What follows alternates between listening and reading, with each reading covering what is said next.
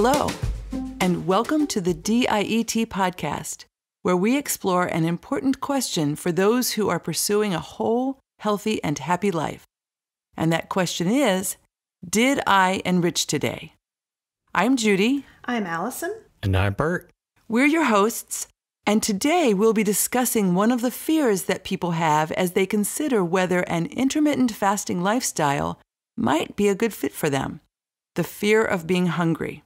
We're delighted that you're joining us here today and really hope that you enjoy the conversation. To start out today's discussion, Allison, I'd like for you to speculate about something. We've heard people express concern that if they adopt an intermittent fasting lifestyle, they're going to be hungry all the time. Now, with that perception out there, the question I have is, how has intermittent fasting become so popular? Well, I think there might be a few reasons for that, Judy. I think one reason is that we see so many celebrities talking about intermittent fasting right now. From the Kardashians and Jennifer Aniston to Chris Pratt and Halle Berry and even Hugh Jackman. They're doing intermittent fasting. They're talking about it. And people are seeing results in the media. So people on Instagram and YouTube are watching these people and saying, well, how hard can that be? So a lot of people are trying it.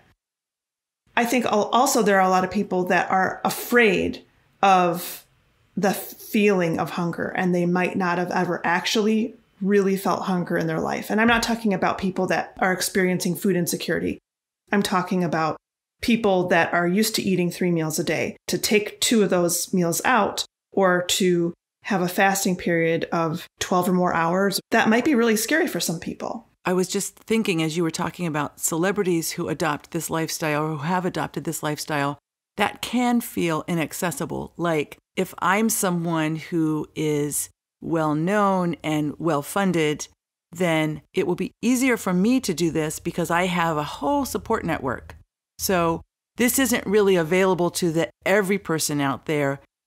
Every person, well, they're not going to have someone cheering them on when they feel a little bit of hunger, so maybe it's just not for them. The 3 of us have been in touch with people across the world, thousands of people. Mm-hmm. And in our conversations, we talk about hunger. There's not just one hunger in this world. There are varieties of hunger. It's like the snow. In some regions of the world, there are many, many, many words to describe the various types of snow. But where I have been living most of my life, there's one word, snow. And I think the same goes for hunger. There are a lot of ways to describe hunger because there are different sensations of hunger, but we only have this one word. And so Bert, you wrote about this in the Fast 5 Diet and the Fast 5 Lifestyle that was published back in 2005. Can you talk about that a little bit? Sure. The first book, the Fast 5 book, talked about somatic hunger and the appetite-driven hunger as different things, and they are different things. Somatic hunger refers to the feeling that you have in your belly when you are hungry, and you have some cramping sensation, and you kind of notice that you're hungry. That sensation is often just driven by your schedule. It happens at the same time every day and kind of reminds you to eat. The other kind of hunger that's mentioned in the Fast 5 book is limbic hunger, which means that when you start to eat something, it kind of opens the door for lots more eating. And you eat until you're full, no matter what. The AC book talks about more nuances about that, including the appetite-driven hunger. When you eat and you're not feeling any pain or cramps or any sensation in your belly, but you still feel compelled to eat, you don't really know why you're eating. You'd rather not eat, but you keep eating. That's appetite-driven hunger. And so we have at least 3 kinds of hunger that are driving intake. The somatic hunger may be the easiest to deal with because it doesn't really mean anything is happening except the clock strikes whatever time you usually eat. Your body is used to eating then. It says, well, where's the food? That's fairly easy to distract from and ignore. The others are more difficult to get in control because they're driven from the core of our brains. The limbic hunger says, well, you've got some food and we don't know when the next meal is, so you better eat all you can now. Limbic hunger drives us to start eating our fill as soon as food is available. appetite-driven eating compels us to eat. It comes from the brain core, so it's very difficult to suppress. When we see ourselves going through the motions of eating, we're putting food in our mouths and we don't really know why, and we would rather not be taking on those calories. That's appetite-driven eating. Mm-hmm. One of the things that I was thinking about as you were talking about that, Bert, is that limbic hunger is an important survival hunger. In the days when food was scarce and then food became available, limbic hunger compelled one to eat so much that they could store fuel in what you have often described as nature's refrigerator. Right. So instead of food being available to bugs or bacteria or whatever, or other animals or other humans, in order to keep that food preserved, eating more than the body needed at that exact moment in order to function helped humans to survive to the next availability of food. So let's say you wake up in the morning, you need to hunt or scavenge. And we're talking back in primitive days when survival was very dependent on acquiring resources to survive. Mm-hmm. And then successful hunt or a successful harvest, I don't mean harvesting like modern agricultural harvesting, I mean like finding some berries here or there.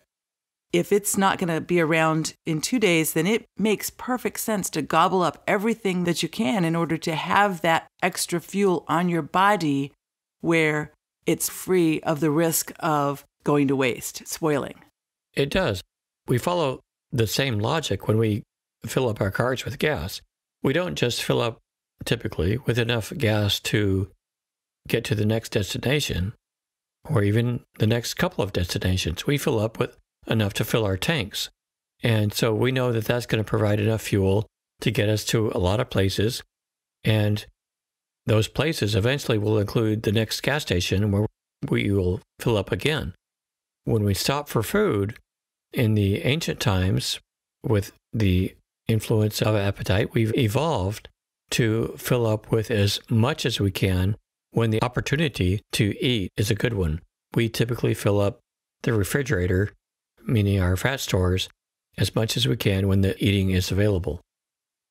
So what helped us survive in times past, limbic hunger was a very, very powerful survival tool. But in a world that has an abundance of food available, it becomes something that is not necessarily to our advantage. As I have the concept in my head, that's where broken appestats happen.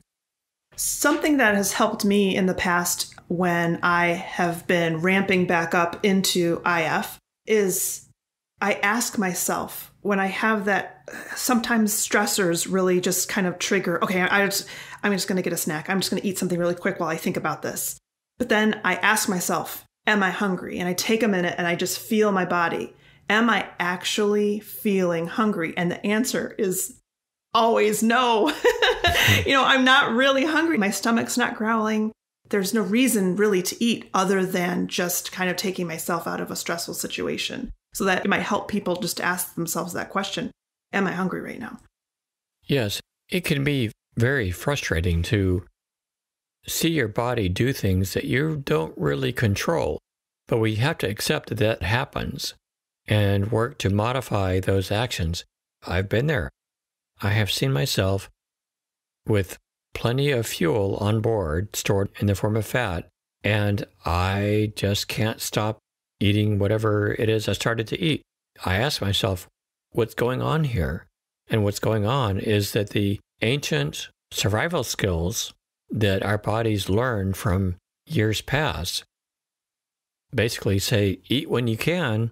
That's better than eating too little, because eating too little meant you died, and eating a little extra was no big deal. The survival skills are still with us. And in a time when there's plenty of fuel or food, same thing, available, it means that we pack on too much. Yeah. One of the thoughts that I had was because hunger, the term hunger, the concept of hunger is so nonspecific, it can mean that the body needs fuel because it's underfueled. It can mean, I'll tell a tale on Bert. He had a cup of coffee that had caffeine in it. That caffeine started making gurgly sounds in his belly. I could hear them.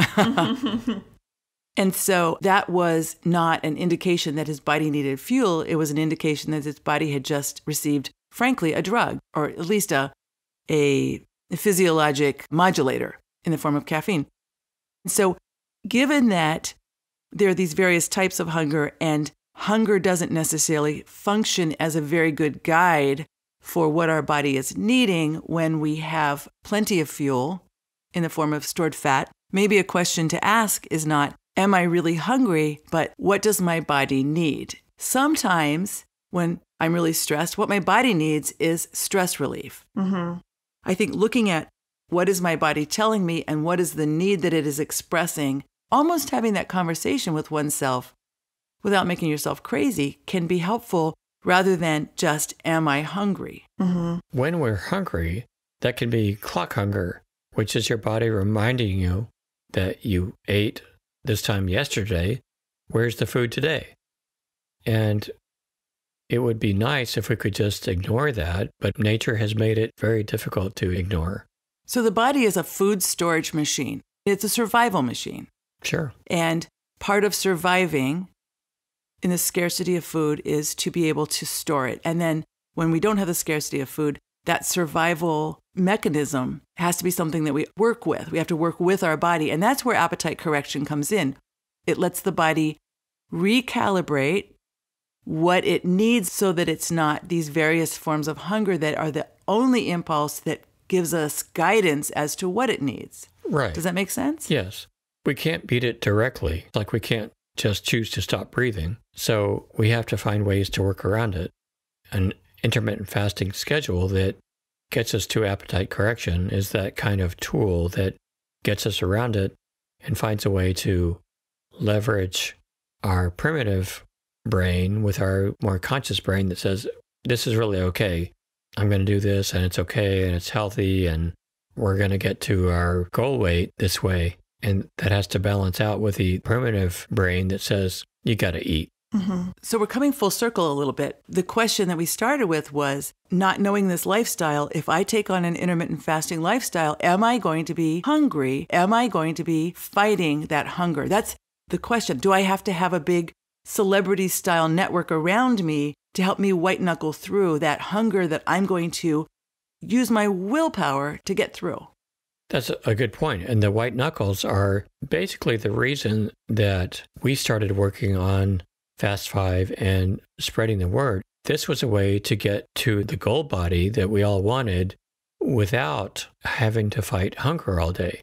You're not hungry. The appetite corrects itself when it's given the chance. And we're not hungry. We're not wanting extra food. That's the big key, appetite correction. If we have that, the rest gets easy. And the way to appetite correction is what? I mean, Allison, are you hungry when you are living an intermittent fasting lifestyle? Do you find yourself fighting hunger? I don't. It's a mind game. And when I say it's a mind game, that's when I'm going through the period of I haven't been fasting and then I jump back into the lifestyle. And it's usually just a couple days of, okay, I remember what this is like. It's just going to take a little bit of maneuvering. I usually start with an 8-hour window and then I reduce that time to 5, 4, 3 hours. But I don't feel hungry. I just have to remind myself, we're just going to wait a little bit longer to eat. From my experience, I have a clock hunger, no question, that's around noon, which is interesting because I have imprinting from when I was a kid. I ate around lunchtime every day, the typical midday lunch meal. But I haven't done that in 17, 18 years. So why my body somehow around noon tells me it wants a meal, I don't know, but it does. I feel this little bit of a twinge that reminds me that I live this lifestyle because I feel it. And then I wait literally minutes. Mm-hmm. I wait 5 minutes, 10 minutes. I don't think it's ever taken 15 minutes for that matter. But if I ignore it ever so briefly, it simply goes away. This is a little bit of a weird analogy, but I'm going to just use it. My background is as a urologist, so I've spent a lot of time with the urinary system. The bladder works as a storage vessel for urine. It empties, we head to the toilet, we empty our bladder, and then it fills. It fills to about 300 cc's, and then we empty it again. Now, it can go up to 500. but usually around 300 or so, we're feeling interest in going to the restroom. Yet, if it's a socially inappropriate time, like you're driving in your car, one doesn't just empty their bladder, they wait and get to a gas station or to their destination. That doesn't damage the body. That's just one of those cycles that the body has. So what I have often thought about when the noontime hunger comes around is I wait for a few minutes and it goes away. It's just that same thing. I'm not compelled the minute that I feel hunger to address it. I can let my body do what it naturally does. But we have to give it time to do that. We started out talking a little bit about popular culture and the influencers. Among the influencers out there are those who stand to gain a whole lot by us eating a lot. I see commercials that address things like hangry, like I have hunger and that makes me behave badly. I've seen candy bars with words on them like, this is the antidote to boredom, or this is the antidote to being angry or sleepy. That kind of messaging is so inaccurate that it makes me a tiny bit nuts. Right. Little do people know that if they just choose not to eat for the entire fasting period they choose, they will not be hangry. They won't be grouchy. It just takes a few days to adapt to. Dr. Bert, one thing I want to ask you, I hear a lot. People say, I can't skip a meal. I'm hypoglycemic and I'll faint. What do you say to those people? For those people, I say that the approach I would take is to get a glucometer, which is a blood glucose measuring device that diabetics use. I would check to see whether my blood glucose was really low during the times when I felt low after eating. If it was truly low, I would go to my doctor and say, I really get a low blood glucose after eating. What's going on? This doesn't seem normal. But if I found that there was a normal level of glucose, I would understand that what I'm feeling is really a genuine feeling, but it does not have to do with my blood glucose. That has happened in so many people that there's a term for it in the medical world called non-hypoglycemia, which just means you have the sensations of hypoglycemia, but you don't really have a low blood sugar. In short, it means you can power on, you can keep going. It means that your hormones have made you feel this way. And if you keep going, your body will adjust to it and you won't have this feeling anymore. So there's hypoglycemia, which is a real problem. And unusual, right? Right. It is pretty scarce. You may have heard about it a lot because a lot of people do have that sensation. But the number of people who truly have low blood glucose at the time that they're having that feeling is quite low. If they do have that feeling and their glucose is truly low, they do need to see a doctor because there are some very serious problems that can cause it. If they don't have a low blood glucose at the time, then they can just power on, let their bodies adapt, and get to a healthier way of eating that lets them go more than a few hours without eating. It's really all part of the study of one, right? Feeling the sensations and studying your body and your reactions to certain things and going to your doctor and seeing what the labs really say and putting all that information together and figuring out what's best for you as an individual. Right. It is. The study of one recognizes that we are very complex creatures. Each of us has a different set of microbes growing in our gut. That means that we each digest a meal in different ways. Even twins who are side by side in the same environment could have different experiences as they grow up and grow old. We have to be very cautious when some one-size-fits-all approach comes out that suggests that we could just do this and be healthy. The likelihood that that would apply to everybody is virtually zero. We have to work as individuals to find what's right for ourselves. And that means experimenting a little bit to see what works best for us. This is probably a good place for us to say that of the three of us, two of us are doctors, but we are not giving medical advice. By the way, I'm not one of the doctors. I don't know if you've noticed yet, but I'm not a doctor. You're so funny, Allison. Anyway, what we are doing here, we're having a conversation. We're inviting you to think and to work with your doctor to conduct your own study of one. Bert, you mentioned that one of the ways to see if you have hypoglycemia is to test your blood sugar. If I test my blood sugar, what number would worry me and have me go to my doctor? In the U.S., the typical number that would cause concern is below 75 milligrams per deciliter. So if you get a glucometer and it reads less than 75, then there's maybe some cause for concern, particularly if it's lower than 70. If it's higher than 70, then that suggests that what you're feeling, no matter how real it is not being caused by a low blood sugar. That's the key. The feeling is real. A lot of people have it, but it is not necessarily caused by a low blood sugar. There are lots of hormones that change as we eat, as we digest, as that digestion comes to an end. Lots of hormones are in flux. Any hormone level or the change in the hormone level may be responsible for the way you're feeling without it being a low blood glucose. A truly low blood glucose is rare, and it's something to get checked out by a doctor. It's interesting. One of the things we've talked about in the past is that fat, which we all have and need, elaborates over 40 hormones. If one has an abundance of fat, the amount of tissue that can elaborate those hormones is quite significant. Our bodies are very complex, and there are so many moving parts and so many modulators of those moving parts that to imagine that everything comes down to a glucose that is up or a glucose that is down or a glucose that is changing, it serves an industry that would like to convince us that having an abundance of glucose is our friend and anything less than that is our demise. And that's just not the case. Right. They market it as energy. Glucose is energy. Have the energy to do the things that you want to do. And meanwhile, I've got like 20 or 30 extra pounds hanging around. Like, what am I going to do? You have all the energy stuff? you need. I've got all this energy that's just waiting to be expended. That's a big key. We have to recognize that fat is fuel. And when fat accumulates, it can easily become the largest organ in the body. And that's not widely recognized. Wait, what? Yeah. Could you repeat that, Bert? I'm sorry. That's something I've never heard before, and it makes me nervous.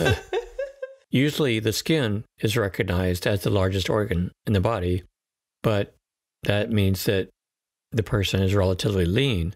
When their body weight gets to be 20 to 30 to 40% higher, sometimes even double, then fat really has become the dominant organ in the body by weight.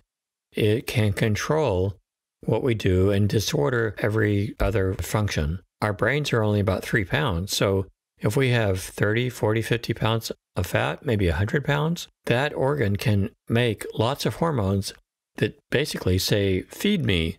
And it sometimes takes some special tools to fight against that. Wow. You just blew my mind. That's pretty cool. What's really cool about it, too, is that we have interacted with a lot of people for whom there was a time in their life when it was the biggest organ in their body. And through an intermittent fasting lifestyle, the Fast 5 lifestyle, there is a pathway to regaining the control without being hungry. Mm-hmm. That makes sense. I like the idea that life is dynamic. And if we're living a full and rich life, there are times that we expand our window and we take on a little extra fuel. I like having the tool that reliably lets me get things proportioned again to the goal body. Bert, you mentioned the goal body. Can you talk a little bit more about that? Sure. The goal body is basically how we see our ideal body shape, what we would like to see in the mirror when we look at it standing in the nude in the bathroom or whatever. That's our goal body. I refer to the goal body because a lot of people look at the scale as their guide to whether what they're doing is working or not. But the goal body is what they really want. They don't want a particular number on the scale. I don't look at the scale and say, oh, I wish I were this digits. I look at my body and say, oh, I'd like for it to look like this, or I want that curve to go away, or I want to be back where my body looked like it was in college. So we're talking about a goal body, not a goal weight. The scale is so subject to changes in water volume in our bodies that it can be very misleading and very discouraging. You can do something that's very successful in losing weight, and then you have something like a meal that has a lot of salt in it, you drink a couple of glasses of water, all of a sudden you've gained a pound or 2 pounds, or in some people it may be 5 pounds, and you go, oh my God, this is not working for me. All that work for nothing. Right. When the truth is that your body has actually lost fat, but gained water.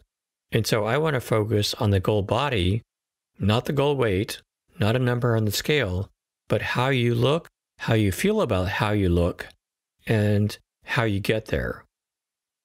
The interesting thing about weight is it's a relationship with our planet. It's gravity. It's pulling us down. And so the same body, say you go to the moon, your weight is going to be different. I haven't seen any shuttles to the moon of late, so I'm not thinking that that's what we're really going to do. But I mean, just theoretically, that scale is relative to something outside of one. But the goal body, that allows us to connect with the goal, what is in our mind's eye, what's in our aspiration. And a goal body may be a body that can climb a mountain.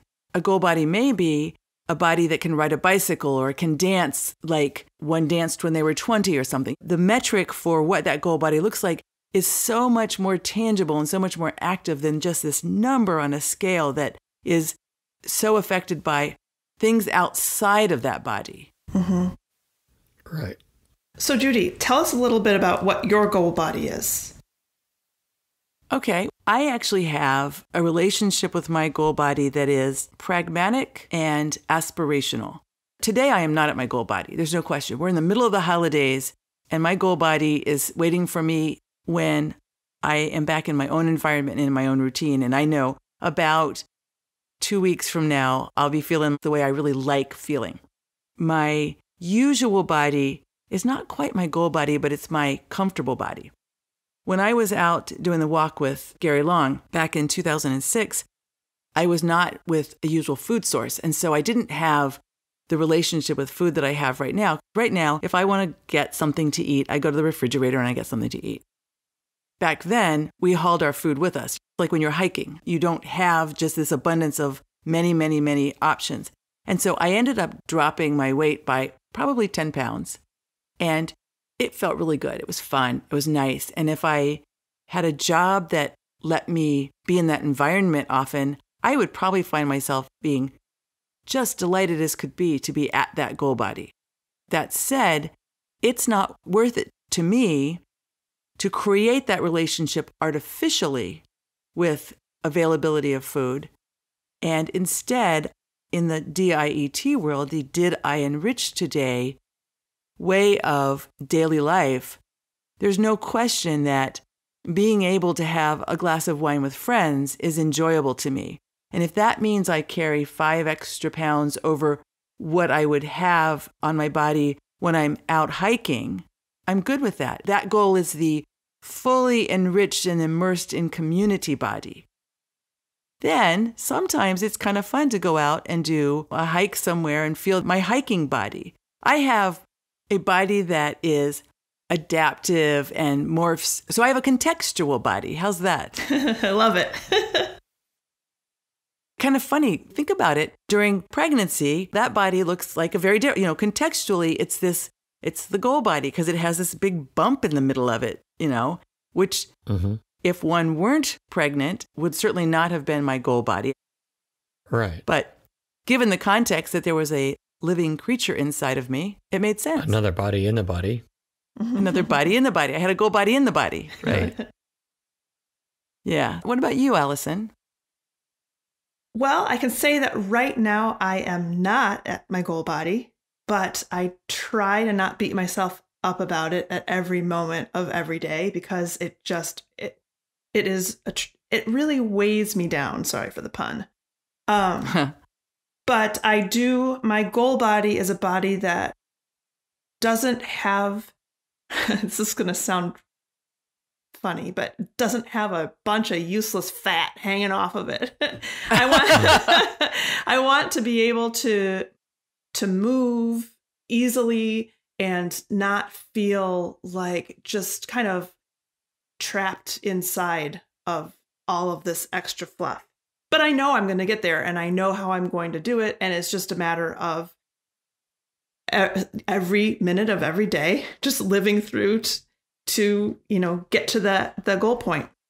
It's not going to be fast. I know that, and that's fine. But I have some family members that are getting older and having a tougher time, and a few of them are heavy, and it just makes life so much more difficult. So I really just want to take good care of myself so that as I age, I can continue to keep up with other people and friends and the community. That goes full circle back to what we were just talking about on our live Facebook video in terms of how do you manage stress. We know stress is a big deal. It drives appetite.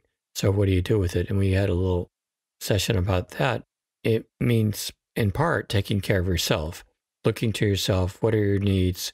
What do you need to do to keep the stress on the outside of your head, your mind, your body, so that it doesn't get in and change your choices, change the way you behave, and change your efforts in the direction of your goal body or your maintenance of that goal body.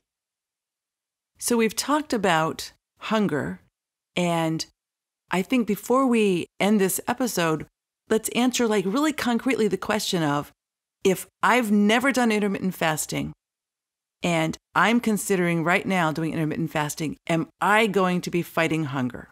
My answer to them is, heck no, you're not. But it just takes a couple days. If you can get past the first few days and not be afraid of hunger, you can absolutely do this. And it's comfortable and it's easy and it's not weird. And I would say the first few days that Allison mentioned, that's the key. If you know that beyond that first few days, there's this wonderful pathway that's smooth sailing and very comfortable and works for you, then you can get through those first few days. But if you don't know that, those first few days can be enough to say, wow, there's no way that I'm getting through this. And so we're back to the sandy hill. You have to adjust. You have to give your body time to adjust. And you have to be okay with slipping a little bit. Your body's not going to deliver that kind of performance until you ask for it.